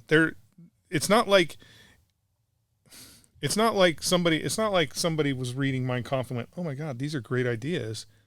When you think about the Rockefellers and you think about all the power brokers in the United States, they literally were like, "This motherfucker is stealing all our ideas." Yeah. They wrote. Hitler sent people over here because he thought that our eugenics program was just the best shit in the world. He actually just executed on it more than we did. Is what he. And you would have to say that kind of like the invasion of Kuwait when Saddam Hussein invaded Kuwait. He got the nod from us before he ever did it. Like he basically said, "Hey, I'm going to invade Kuwait," and we were like, "So?" And then he's like, "Hey, moving all my tanks to the border. You see this, right?" And they're like, "We don't care." He got the nod. And that's the same thing that happened with Adolf Hitler. Adolf Hitler, every step he took, there was a hesitation point. There was a hesitation point where he was like looking at the rest of the world and be like, hey, is this okay? And we basically went, "We got our own problems, motherfucker. We don't care what you do in Europe." So do you know what IBM stands for? I don't know what it. International Business Machine. Yeah, International Business Machine. Before there was a computer, Bill Gates' grandfather, and then his mother, who was also the CEO of IBM, they made a machine that did punch tab calculation, much like our time clocks, but punch cards. And it is said that every death camp, every work camp had a 10,000 square foot building. That's what the footprint of this one here is. So a building the size of ours. And in that was an International Business Machine, an IBM machine. And IBM had U.S. citizens that actually came in, installed, and taught the Nazis how to run these machines. And they were tabulating and calculating all the Jews. And when they started calculating the Jews, they decided, what lineage they were. There were 6 things on this card. There's a book called IBM and the Holocaust. And unfortunately, it's not on audiobooks for some reason, but Glenn Beck had the author on, and it was a 90-minute interview where he talked about this. The president knew this was going on. Ford Motor knew this was going on. General Motors knew this was going on. We sold the metal that they built the bombers that bombed Pearl Harbor. Like, Japanese, yeah. Yeah, the ovens came from Ohio. Ovens came from Ohio. Fanta, like Coca-Cola was doing business. When they finally shut it down, it became Fanta. Yeah. We were Hollywood was still over there making Hollywood movies during Nazi occupation. There's all kinds of just crazy shit. And that's what this Royce guy talks about. Did you see the huff about Melissa Milo? No, I don't The even actress, know who that is. she's an actress, right? And she's a far righty actress that, wishes that she was aborted. I mean, she's just far left. Far left, yeah. She's a far lefty. And recently she was like Melissa Milano. She's like, I'm getting rid of my Tesla because Elon Musk allows hate speech on Twitter. So I'm getting rid of my Tesla and I'm buying a Volkswagen. Oh my God. Oh my God. Liberals, when you decide that you're going to make a fucking stance, you really need to do a little research. Everybody's blowing her up. Everybody's blowing her up about, hey, maybe you should do a little research into Volkswagen and see who their founder was. So one of the things this guy said was that since 1973, I think he said, 30 million black children have been aborted. At least. Yeah, and I might be off. I mean, check it, but you should listen to what this dude's saying, and he ties it all back to how all of your current people. He's like, they're the same fucking Nazis. They just haven't put their plan into execution. Yeah, they are the reality is, if you're a member of Planned Parenthood, you are the Ku Klux Klan of the modern generation, and you're doing more for your for the Klan than the Klan could ever have hoped to do. Because the truth of the matter is what most people don't look at is overall percentage of the population. The one thing that abortion has done for the black community is it has not allowed the black community's overall population to increase in the United States along with every other ethnicity in the United States because of those abortion clinics. They have been wiping out generations and generations of black youth through abortions. And that's why when you look at stats where they're like, what's the percentage of blacks in the United States? They're like 18%. What was it 10 years ago? 18%. It stopped growing in the 50s because of the abortion clinics and the destruction of the federally subsidized destruction of the black family. Like in the 50s, when you think about Detroit and all that, it was mostly hardworking black families that were moving from the South up to the North in order to get good paying jobs in the automotive industry. And what did the federal government do? Destroyed all those industries. We destroyed all those industries. Those people became poor again. So we destroyed the family. Of course, abortions are going to go up. The Democratic Party has done everything they can to keep minorities down. And the problem is the minorities don't even realize that it's happening. That's what he said. He said, they might have lost the war, but we brought them here. They settled here, and then they destroyed the nuclear family, right? You tell the woman that she's a piece of shit if she doesn't go get a job. Now their kids are taken and raised by government schools. Yeah. Yeah. So it's a big deal. And I Are you familiar with Black Wall Street? I am not familiar with Black Wall Street. So it was an area, I don't remember where it was. Kevin Dixie talks about it, and that's where I had heard about it, and then I watched some videos on it after hearing him discuss it. And it's some black folks, and they basically wouldn't finance them to start businesses, right? They went to get loans, so they set up their own bank, they set up their own libraries. It's their own city within this city, and it's just Black Wall Street. They're like, okay, well, we'll fund ourselves. And I don't know what the catalyst to it was, but they burned the fucking whole entire city down. And it was where within the United States, the first bombs dropped on U.S. citizens from aircraft was in Black Wall Street. So I'll find some videos. Send Doesn't it to you. surprise me. Fucking absolutely insane. And when Kevin's talking about it, I'm like, I've never fucking heard it. He's like, of course you haven't fucking heard it. White boy? Well, he didn't say that, but kind of one of those, of course you haven't heard it. And as the older we get, the more we realize that everything we've been taught, we've been fucking lied to. Yeah, I don't want to say everything. I don't want to say lied to, but what you do is I don't have to lie to you. Like I don't have to lie to John about certain history things. What I have to do is omissions of truth. Yes. So the reality is I don't have to tell you. I tell you that, We just hey, remove it. George Washington was the greatest president we ever had, whoop, whoop. And I don't tell you anything about George Washington. It's kind of like, and you don't have to send me hate mail, people, but Send it. I love reading. Yeah, send it to John. It's kind of like Jesus. Jesus was born, and then Jesus is an adult. Well, we don't know nothing about teenage Jesus, right? Because they have to have some omissions, because teenage Jesus is probably doing some crazy stuff. I mean, if you found out you could kill something and then bring it back to life, you'd be doing it all the time, wouldn't you? That's teenage Jesus. But I'm just saying, if I just omit the things that I don't think put that person in a perspective in a good light, I'm not lying to you. Correct. I just didn't tell you. Well, the history books have been rewritten. Yeah, for multiple purposes. They're getting ready to. There's this whole. I see this whole movement about the Civil War and how they're getting ready to rewrite why the Civil War was fought and stuff. And I'm like, well, Nathan Bedford Park here is being renamed. It's not going to be Nathan Bedford anymore. Which is actually a crime, because I get it. Nathan Bedford was a Southerner and the first leader of the Ku Klux Klan, but he also... But what was the Ku Klux Klan when it started? When Nathan Bedford started the Ku Klux Klan, it was a drinking club for Confederate war soldiers. And it was...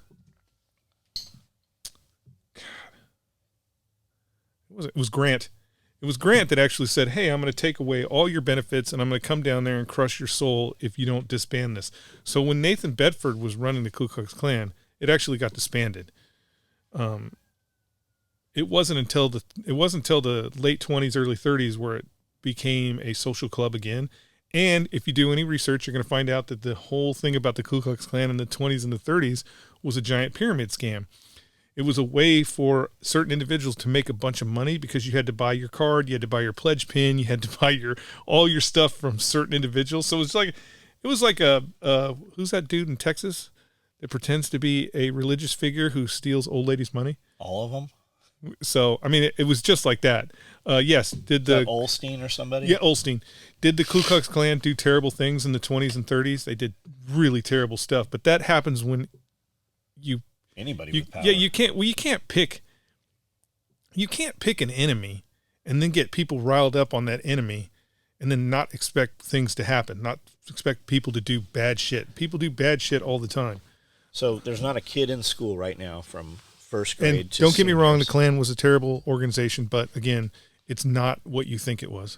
There's not a kid in school, first grade to seniors, that is aware and educated about the Holocaust. It's not in their textbooks.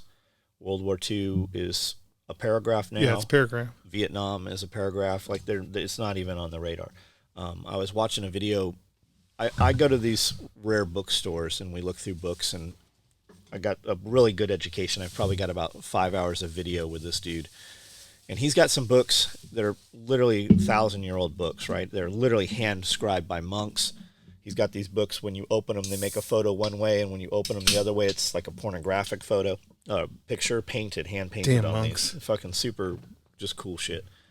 But this chick on, I think it was on TikTok today, she's like, I look for any books older than, for 1850, and she's like, That's what I do. My life is I go look for old books, use bookstores and stuff. And she's like, you don't find them anymore. They're just gone. People haven't taken care of them, or they've been destroyed, or whatever's happened. She's like, I have this book from 1870, I think it is.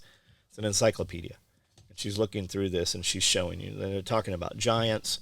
They're talking about how somebody had thrown a big rock in Grand Canyon, and it hit. And when it hit, this whole hole opened up, and when they went inside the hole, there's all these mummies and all this Egyptian stuff, just all this crazy shit in what looks to be an actual encyclopedia from like 1870. And she's just reading through this shit, just how history's changed. Was that somebody who just put that, hey, let's just tell them this stuff, or was there some reality? Who knows, Well, Abraham Lincoln, actually, there's a quote in a dozen of his speeches, he talks about giants. There's actually a quote about him talking about the people who lived here and how they were giants. The New York Times. Which the reality of it is, okay, let's get rid of the conspiracy portion of it, okay? Let's say you're in school right now, John, And the teacher was like, in the 1500s, when people first came here, there was a race of people here that were 8 foot tall. They all died, though. I mean, how would that affect you? I mean, in the sense of, would you be like, oh my God, my world is crushed because there used to be 8 foot tall people here? It's one of those things where when you hear certain things, I don't understand why they would be like, you can't know that. Right. It doesn't, I mean, so why is it? I don't know. But I mean, we agree that it's real. It is real because they actually have, was it Hopi Indians? How about the Pinson mounds right up here? Are you familiar with the mount? Mounds we have. Do you know we have more pyramids in the United States than Egypt has? There's a big one. Is it here in Tennessee or is it the Pinson Kentucky? Mounds. The Pinson mounds are there, and they're supposed to have giant bones. Yeah, we had talked about that before. There was giant bones. The New York Times mentioned over 200 times giants, and actually had photos of people that would look like us next to dudes that are twice their size. Yeah. And the last mention of giants in the New York Times, I believe, was in the 60s. When you go back and search it, it's very difficult to find any of those things. You would think that they would just be searchable with the internet nowadays. But then you hear about the giants that were in Kandahar, right? There was a whole platoon of Marines that was supposed to have been killed and eaten. By giants in Kandahar? Yeah, I've heard giants, that story too. Like, what's the truth of that? The interesting thing is the redhead giants. That's the one I'm talking about. Yeah, but I mean, the interesting thing about in Kandahar redhead giants, there is a cave in Nevada. I think it was Hopi Indians where they have a whole tradition. They have a whole tradition where they talk about redheaded giants that lived in this cave that were cannibals and they had to kill these fools. Yeah, and and these guys in Kandahar were supposed. It's a written tradition that's been passed down. Now, you know how that goes. They're playing a game of telephone. Maybe they were just 6 foot tall. Why remove it though? Why I don't make it? Maybe because it makes things too too confusing, and also it plays into the whole fact of you have a scientific community, and remember when they say theory, what they're telling you is we don't know for sure. Yeah. It's not true. But you have this whole scientific community that says all life began in Africa and fanned out from there. And what is happening is you would crush anecdotal, from a scientific world. So like your whole thesis is based off of all life began in Africa, fanned out from there. Anything that deviated from that script would have to be crushed because you wouldn't want people questioning your thesis. So I believe that the community, the scientific community that started, anthropology and all that, was very small and it was controllable, right? So very small, very controllable. It's kind of like when you think about Egyptology now, there's one guy. Asawali, yeah, or whatever. There's one guy. Yeah. There's one guy. And if he tells you that this is this, you can't question it because there's one guy and you are not allowed to go and look at any of this shit. Yeah. So apparently there's something that's told over some queen and she'll only be found by a female, and they've just uncovered this whole grave site of mummies and this queen, and she had 300 mummies surrounding her, and it was found by a female archaeologist in Egypt currently, and it's supposed to be some big biblical thing. Yeah, there's a lot of stuff that's going on right now. It's actually happening. That the biblical end of days people are like, oh shit! You hear that sound? They only hear it here. It's happening.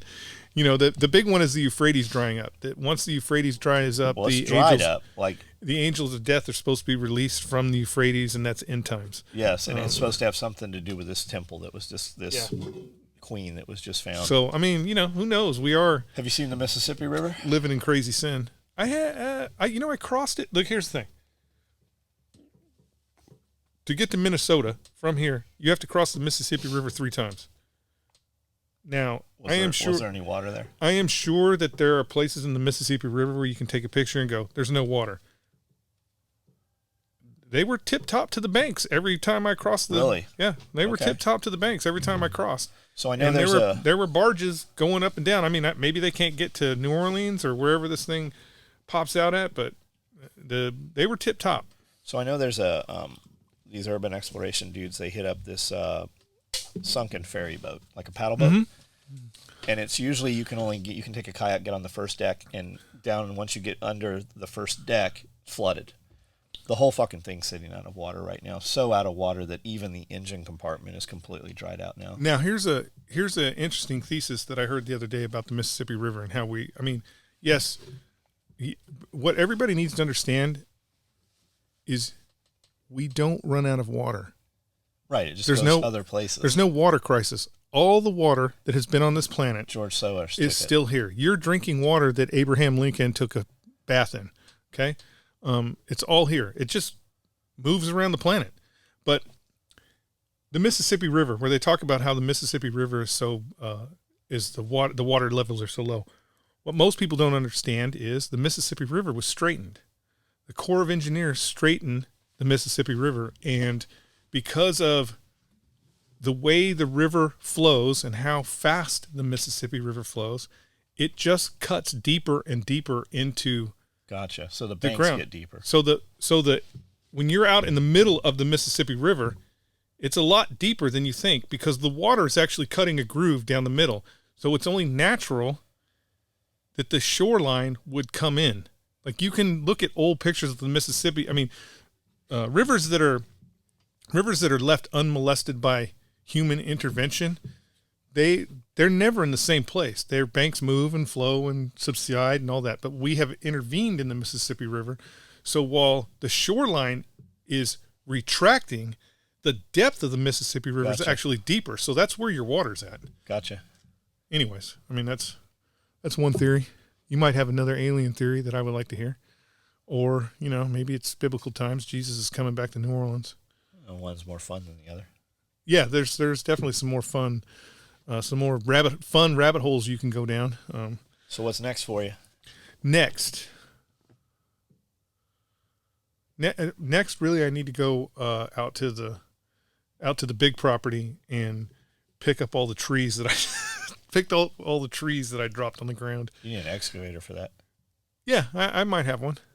You have an excavator? Well, I mean, yeah, I have an excavator. It's on the back of a Unimog. The backhoe is not an excavator. That's an excavator. I thought you're cutting trees. I thought you just said that thing doesn't pick anything up. The front bucket doesn't, but with the excavator, you can pick all kinds of shit. Most of it, I'm just dragging to a certain spot, putting it up on logs, so the owner can decide what he wants to do with that wood. You limit it? Yeah, all completely limbed and everything. That's done? Yeah, it's already done. I got 15 John Willis burn piles out there that I don't want to light because we've been so dry this year. So that's the next thing. I need to get out there and kind of clean that up and see how much further back I can go. Because the goal is 1,000 yards. Have you cut a bunch of that up into firewood? I haven't cut it. Well, yeah, there is a hefty stack of firewood that's on the property too. Because he wants to get a wood burning stove in the house and all that stuff. How are you splitting it? Haven't split it. It's just 6. It's what? Are you planning to split it? 12 inches. Yeah, planning to split it. Just use my thing. Yeah, I didn't think about. I'm not there yet. I'm not because there's just so much more. There's so many trees that I probably have. We did a video. 25 trees I got to move. Did a video a couple months ago for our firewood carrier that we're making, and I'm like, let's cut this tree down with an axe. Yeah, that took a few minutes. Yeah. My guy Ethan did. I hit it a couple times. Now, granted, the tree was kind of hollow in the inside, so it ate a lot of the energy. But he did chop it down. But it's not like you think. If you've never chopped a tree down, every man should, before you get out of high school, that should be part of getting out of high school. You should have to chop down a tree. It's an amazing skill set. It's an amazing skill set when you see somebody who knows how to use an axe and goes out and cuts down a real tree. And there's a huge difference when you're using a Grants 4 Brooks axe, like a real axe, compared to your Gerber axe from Home Depot too. I mean, even it's the difference. The real difference in most of these things, in most of the old technology, is it's just skill and use. Yeah. Because we're not. You couldn't ride a bicycle the first time. Yeah, because we're skilled in the use of it because technology has made it irrelevant. We look like idiots when we're out there banging the stick on the tree, and anybody who knows how to cut a real tree down is going to be like, "Oh my God, you're going to kill yourself. What are you doing?" You know, it's the same way when I bought the I'm a big fan of the DeWalt electric chainsaw. And there was a time when I was putting the DeWalt electric chainsaw against all of John's saws, and I'm like, this saw is so much better. This saw is so much better. And then recently, I bought a real chainsaw. Steel?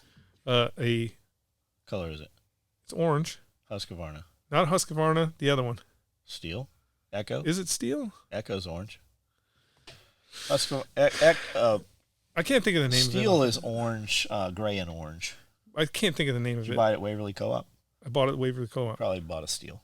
Anyway, so I bought this chainsaw and went out and started cutting trees with it, and I was like, oh my God. Yeah. Oh my God, the electric chainsaw is such a piece of shit. Now, again, I have the same problem with that chainsaw that we had here is, fuck, it takes forever to start it, and it doesn't want to stay started, and it's a brand new chainsaw. And it's a bit of a pain in the ass to keep running. Where the electric chainsaw, you put the battery in, and it takes twice as long to cut what you need to cut, but I don't ever have to mess around with any of that stuff. So you might not be aware of this. They actually make fuel-injected chainsaws. So regular gas, no two-stroke? You know, that's a good question. I don't know the answer to that because they have dirt bikes that are fuel. They have two-strokes that are fuel-injected too.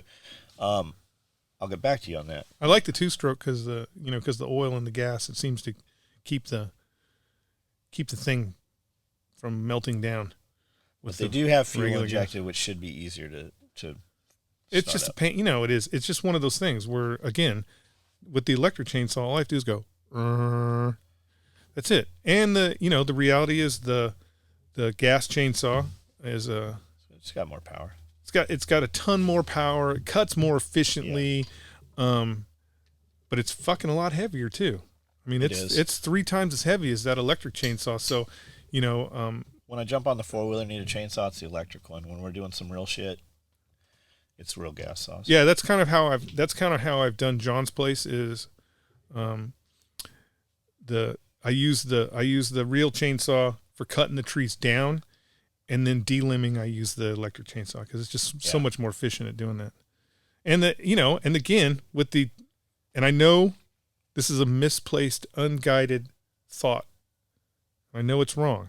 But when I'm holding the DeWalt electric chainsaw and I'm cutting things, it just doesn't seem dangerous. I'm with you. When I'm using I'm with you. When I fire up the gas chainsaw, I feel like at any moment I'm going to lose an eye, a limb, a foot, something. That the gas chainsaw is just dangerous. And I know they're dangerous, and I know people get injured every year from using them wrong. Yes. But again, it's because they don't think they're dangerous, and they are fucking dangerous. When it's the gas one, I'm like, okay, ear pro, eye pro, tourniquet. Yeah, tourniquet. Maybe I should put some chaps on. I've actually, I was like when I bought the chainsaw, the guy's like, "You want chaps?" I'm like, "Chaps are gay. I'm not getting those." And then, but after going out there and cutting trees and having Did you say that to him? No, I didn't say it. After cutting trees and having certain things happen, I was like, man, I'm out, because usually when I go out there, I'll get out there at like 7:00 and I'm there until 6:00. I would be so fucking bled out and dead if something happened before anybody even was like, hey, who's missing? So I probably should have those. I watch all the videos where the guys are like helmet, shield, glasses, chaps, boots. I'm like, man, it's so hot out there. Yeah. It's so, because I do wear safety glasses and all that, but man, here in Tennessee, especially because at the time I was doing this, it was the summertime. Now's the time to be doing it. Yeah, now is the time to be doing it. It's a sweat fest, and within 2 minutes you can't see out the goggles, and it's a pain in the ass. Do you need a tourniquet refresher course? No, I don't need a tourniquet refresher course. What do? You tie it, you put a little thing, a bow, and then, what? Here's the truth, John. I'd probably still be dead if I could get a tourniquet on by the time anybody was like, hey, I think we need to go over and check and see if he's okay. Oh, the tourniquet. You could call him. I'd still have to get, the limb would be dead, and I would have to get a peg leg. That's not true anymore. And a pirate. And I have a peg leg upstairs for you. I mean, that could be cool in some circumstances, but because my knees don't really work anymore, so peg leg might. I don't know. Anyways, Knees don't work. They don't. All right, guys. Well, that was episode 5. These are large tool bags right here. We didn't talk about them, but we just built a shit ton of them.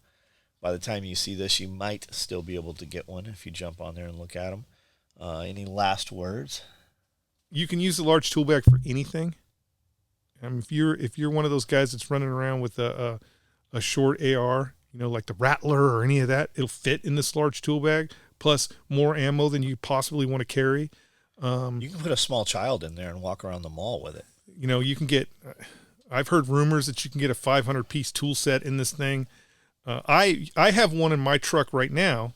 That DeWalt makes these camshell tool sets where you get a bunch of tools in one thing and then it clicks to the other and clicks. I have a 5-tier DeWalt tool set that sits in my truck inside that bag, plus my jumper cables, bolt cutters, and it's not really even full. Like, I'm not using the side pockets for anything. So you can get quite a bit in these large tool bags. And the best part about these large tool bags is they're pretty durable. They're fucking I mean, ridiculously they're pretty durable. I messed mine up by shooting the handle. Got a little close with the old muzzle brake. It's always what ruins bags, yeah. A little close to the muzzle brake. Probably need to bring it in, have John put an extra stitch in it. But, I mean, these bags are tough. And, the reality is John is in a peculiar place with his equipment. He's kind of like Strider knives, where, Strider, when they first started making knives, they were like hard tools for hard use, hardcore tools for hardcore. And you can use them and you can beat them up and do all kinds of crazy shit with these knives. But when you get it, you're like, okay, I'm just going to carry it when I'm going to the fancy place, and then I'm going to put it over here, and you don't use it. And it's because it's a nice knife. And it's kind of the same thing with these bags and most of the kit that John makes now is it's engineered for you to throw it off a building or drag it behind a car or all the stupid shit that we've done with these bags. But they're so nice that, like, I had a kit bag that I took with me up there, and I put all the drill bits inside of it. Right. And I'm like, I don't want this in the car, so I put it in the center of the tire.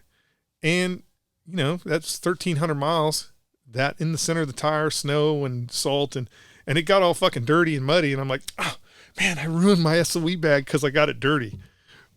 Nothing's wrong with it. I probably could just throw it in the washing machine, but it's like, you just don't want to fuck up the bags because they're so nice. I would take that thing and spray it off with a garden hose. Yeah, and if you have any dirty spots that aren't coming out, just literally wash it with warm water in the sink with soap. Again, there's nothing wrong with the bag. Right. The bag's totally fine, and it was sitting in the mini truck with all the recovery gear for the mini truck for.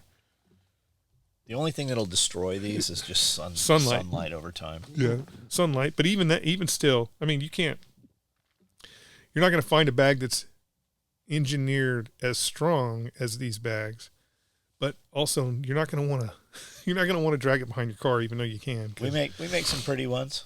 We do that. I don't know, 2 dudes in the world like Coyote. I mean, that's the one I'd get. Yeah. Anyways, buy the bag, and he's probably right. I'm going to look on the website when I get home. I'll bet they're already sold out. I'll bet there are no large tool bags left. Man, I think we did 120 of this. Yeah, I bet there's none left, or there's like 2. Yeah, right? There's like 2 left, and they're in here in the room right now. And when they go to ship them, they'll be like, "Hey, they bought them, but we don't have them. Where are Amanda's mad because she doesn't have the 2 bags to ship." So, anyways, right on. Leave them with some words of hope. Wisdom. Everything's not as bad as you think. We are living no matter what anybody says, we are living in the greatest time in the world. I mean, if you think about, the marginalized communities are able to get out in the world and do all the things that they want to do, where, just a short period of time ago, they would have got burnt at the stake. So, I mean, we are living in the greatest time that you possibly could live. Actually, what everybody's saying is we already lived through it, that 80s and 90s were the best time that we will ever have because of the intrusiveness of government and corporations in our lives. But still, everything's getting better. Medicine's getting better.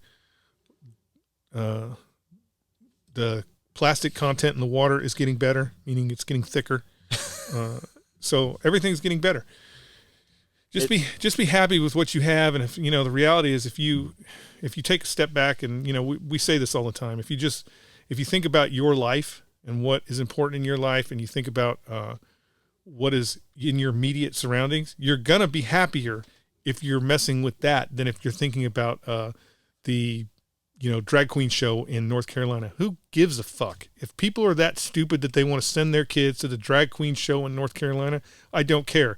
What they don't know is that kid's going to grow up to be a hardcore Republican, because kids never like what their parents like. Right. It's slave mindset. You just have to decide whether you want to be a slave or not be a slave. It's to divide you, right? Yeah. It's literally, it used to be 5 things that divided us, you know, in the 50s and 60s, even in the 70s. And now it's fucking, they figured out how to take people that liked each other. The gun community, for instance, right? What is it? Gun culture versus gun community now? I mean, it's just divide. Figure out how to bring motherfuckers back together. Do right shit, and the right people will show up and be part of what you're doing. We'll see you guys next week. You want to touch it? You want? Oh, go ahead, hit it. You got to do. Yeah, man, I'm talking about realest, one of the realest. Yeah, man, I'm talking.